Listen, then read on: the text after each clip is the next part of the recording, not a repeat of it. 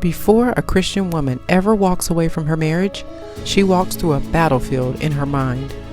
In this final part of the series, I'm revealing the 5 stages every woman of faith wrestles with when she begins to ask, is God really calling me to leave? From silent suffering to divine release, these stages aren't just emotional, they're spiritual. And if you've ever felt stuck between honoring your vows and saving your soul, this video will give you the clarity you've been crying out for.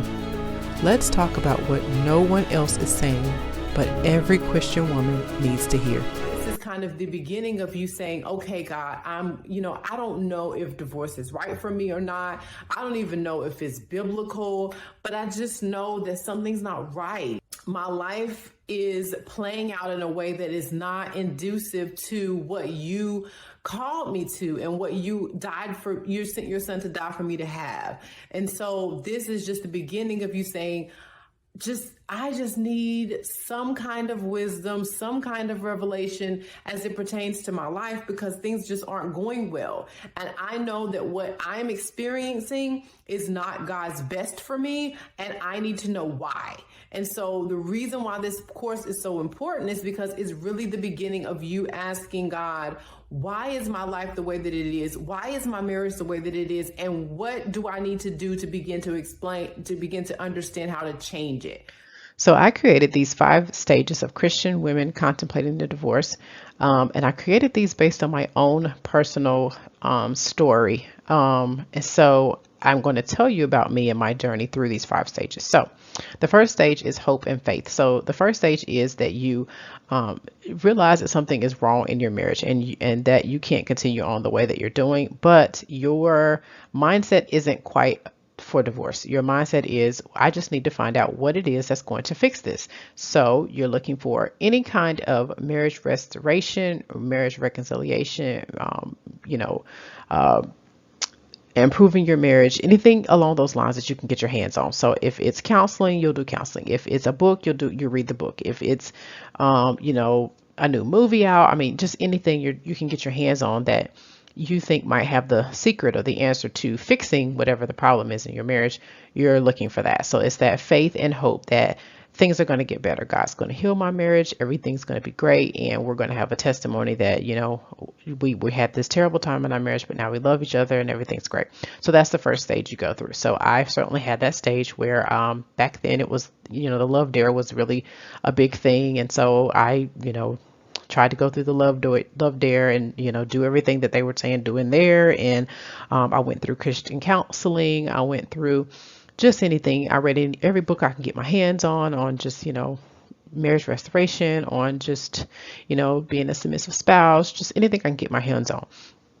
And so the second stage is research and condemnation. So the second stage you get to because the first stage doesn't work. Okay. It's like a vicious cycle. You find a new thing to try, you try it, and then sometimes things get better for a little bit, like a week or two, or sometimes a month or two, and then they go back to being like they were or worse. And so after doing that several times and the years going by and, the length of time that things get better, getting shorter, and the severity of how much worse they getting worse, after a certain amount of time, you're just kind of over it. You realize that this is just a vicious cycle, that it's likely not going to change. And so you really start researching seriously divorce for Christians. So a lot of you may be at this stage now. So that's what happened with me. I started to seriously research, okay, what cases is it acceptable for Christians to get a divorce, and trying to hold that up to my own marriage to see if it was acceptable for me. And so the next stage of that is condemnation. So you start researching to find all the information that you can on divorce. But the problem is that all the information that's out there that's on divorce applies to the God-ordained marriage. Because remember, I said, scripture is very clear. You can't separate what God's joined together. So if it's a God-ordained divorce, all the information out there on divorce that says basically you need to reconcile and get divorce out of your mind is for that specific kind of marriage. So if you have a man-made or demonic marriage, you immediately feel condemned. You immediately feel judged. You immediately feel like there's something wrong with me that I'm seeking to get a divorce. So then you move on to stage three, which is acceptance and depression. So you kind of accept that, okay, divorce is not an option. But then that immediately leads to depression because it's like, okay, if I have to accept that I can't get a divorce, but I've already tried everything I know to try to keep this marriage together and to try to make it better, it's depressing to say this is going to be my life for the rest of my life. It sucks. And so sometimes you kind of move back to stage one and you say, okay, let me just go see if I can find anything else and just look for something else on restoration and on, getting better. And maybe you start praying a little bit harder and just things like that. You're trying anything you can to try to make your situation more tenable. So I went through that stage as well. So the next stage is research and distress. So you kind of, go through maybe another year, maybe another 2 years or however long, where you say, all right, this is just unacceptable. There's got to be something out there that would make it okay for me to be able to get a divorce. So you go back to researching again and finding all the information that you can about divorce. And it just leads to distress because you just can't find anything out there. You just like there's just it just kind of seems like the literature that you're reading does not apply to what you're going through. And there is a reason for that. Like I said, it's because it's all talking about the God ordained marriage. And so when you're the person that's going through abuse, even if it's emotionally, even if it's, a lot of times it's sexually, sometimes it's, physically, it's just, sometimes it's financially. I mean, there's just so many kinds of abuse out there. There's so many, they're just being led by the enemy is all I can tell you. And the types of marriages that it produces are demonic. I mean, it sounds harsh, but they are, and it puts you in a place that is absolutely miserable and it's absolutely untenable. And so at stage four, you are just in distress. You are in distress because you're like, I can't do this. There is no way I'm going to be able to live the rest of my life like this. It's just unacceptable. And so a lot of you may be at stage four. And so I know this is the stage where it was kind of like the epiphany for me because I, at this point, had researched everything I could find and couldn't find anything. But at the same time, I looked around at my situation in my marriage that I was dealing with and I said, you know what? There is no way that this is God's will for me. There is no way that God loves me as much as he loves me and this is his will for me for the rest of my life. There's just no way. You're not going to convince me to believe that. And so I was taking a shower one day and God just spoke to me clear as day and he said, would you want this for your daughter? And I knew that the answer was absolutely not. Of course I wouldn't. I wouldn't want that for her. And so that's what kind of started the journey to say, all right, I'm going to just ditch all of the rest of this literature that I've been trying to find that has been completely useless, that's been not helpful at all. And I'm going to just go ask God. I'm just going to ask him what he thinks on the subject and see what he says. And so that's what I did. And so everything that I'm teaching you now and everything that I have in my course is from that conversation that I had with God over several months, where he specifically taught me the two different kinds of marriages and why the man-made marriage has to end in divorce, and what his heart really is towards marriage, what he really ordained and planned it to be, how important it is to him, and how, the demonic version is so polar opposite of it in every way, shape, or form. What it does to women, what it does to your call, the call you have in your life, how it just makes you stagnant and it leaves you broken and it just leaves you where you're completely ill-equipped to do what God's called you to do. And so he just spoke on all of that. And that's what led me to move on to stage five. Stage five is divorce or acceptance. And so either you make the decision, okay, divorce is absolutely the option that I'm going to have to go. And there are two kinds of people that are in this camp. So the first one is they divorce for the reason that I did, where they have heard from God and they've made peace with it, and then they move on and they thrive and become amazing women of God. But the other camp is that they divorce, but they don't hear God. And so they divorce, but they don't get healing. They don't thrive. They don't move towards God's plan for them. And a lot of times they end up repeating the same mistakes, or they just don't fulfill God's purpose for their life.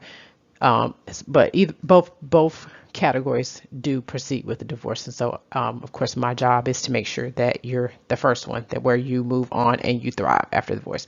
And then the other person is acceptance, where they aren't able to hear from God at stage 4, and they go back to stage 2, which is basically they just accept that this is my life. I'm stuck here and I can't leave because I don't want to disappoint God. I don't want him to be mad at me. I don't want, to be outside of his will. So I'm just going to stay. And so that definitely leads to a severe degradation over time, where you get more and more depressed. You start to cater your life around just adapting to the dysfunction, if that makes any sense. And so I've had a lot of situations where people are they're not who God called them to be. They are settling for what is completely dysfunctional, what is not God's will for them, what is just completely demonic. And,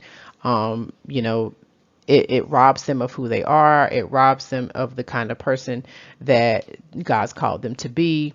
It just robs them of, their peace. I mean, it just robs them of everything. And so there's a lot of people that kind of stay in that camp, and they do it for years and years. I mean, they are in their 70s or 80s, and they're sleeping in separate beds. They're basically roommates, and they just kind of have accepted it, that this is my life and it is what it is. Some of them are having affairs. Some of them, it's just completely dysfunctional. So that's kind of the 5 stages of Christian women that are contemplating divorce. And in my situation, I did make it out at stage 5 at the divorce and went on and thrived. And so now I am dedicated to making sure that I can equip you to do the same. I am Amanda Nicole, and I am the CEO of Freedom Through Divorce. And so I create personal development courses and ebooks and all kinds of things that are geared towards women of God who have been through divorce, who are considering divorce, and who want to move towards freedom and finding their purpose in God. So, what is Freedom Through Divorce? Well, Freedom Through Divorce is actually an online school full of personal development courses for women of God who have been through divorce or who are considering divorce. Anyone who has had to deal with divorce understands that it is extremely difficult. There are so many balls that you have to juggle. Will the children be okay? Is this something that God is going to be okay with? How does it affect my relationship with God? How am I going to learn how to be independent as a new single person or a new single mom? And there's so many things you have to consider. And as a Christian, there are just so few resources out there to help you understand how to navigate those things. So this is a school that really goes from considering divorce and understanding God's views on divorce, when it's acceptable, when it's not acceptable, and understanding that there are so many more cases where God sees divorce as acceptable than what is normally taught out there. And it does it in a way that is not condescending, that's not judgmental, that is just giving you the information from God's heart. And most importantly, is from someone that's been through what you're going through. It's not just theology. It's not just, I read this or I heard this, but it's someone that's actually walked through it. So the personal development courses are meant to help you move and experience freedom through divorce, because there's so many people who they get a divorce, but they don't thrive afterwards. They stay stuck. They stay bitter. They stay telling anyone that'll listen how terrible their ex is. And that's not God's plan for you. God wants you to be able to move towards the purpose and plan that He has for your life and to thrive so that the chapter of your life post-divorce is better. That's what the word says. It says your latter days shall be greater than the former days. So that's what Freedom Through Divorce is all about. It's personal development courses that you can take the information from a biblical perspective and experiencing God's freedom, His prosperity, His love, His joy, His peace, all of the fruits of the Spirit and the blessings that He sent His Son to die for you to be able to have. Just because you've had to go through a divorce does not mean that you are negated from the promises that God has for you. So that's what Freedom Through Divorce is. If you're interested in learning more, visit our school today.